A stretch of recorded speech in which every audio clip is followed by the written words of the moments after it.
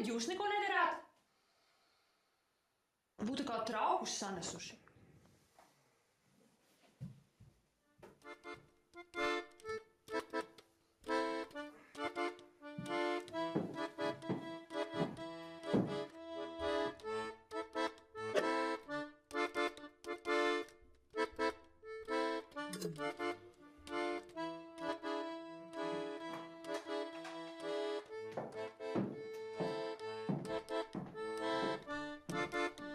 Un tad mūžīgi šis ienāk istabā, pēc darba darīšanas, pēc malkas skaldīšanas, pēc siena pļaušanas.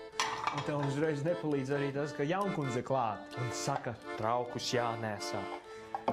Nu jā, nezinu, cik daudz tu vari atļauties sūdzēties, ka visu laiku ar šādiem spodriņiem, zābaciņiem staigā apkārt. Kā tāds mažors, kad tikai iespēja tā spodrināt.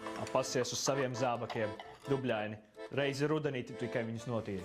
Nemaz nepieminēsim visas tās reizes, kad tu uz svešām salām pakaļ mārgām vai vienalga, ko tu meklē par savās ballēs dančos. Es daudz ko iemācos. Ko tu tur iemācīsies? Tu pat nemāki lasīt.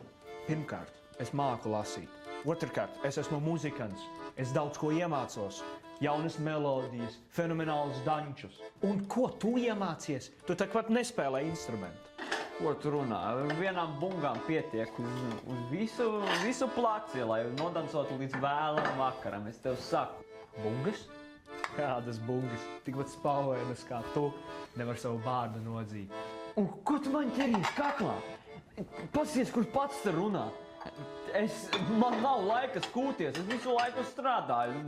Un vēl pusi no ģimenes domā, ka es slinkoju apkārt kopā ar tevi. Domā, esi vienīgais?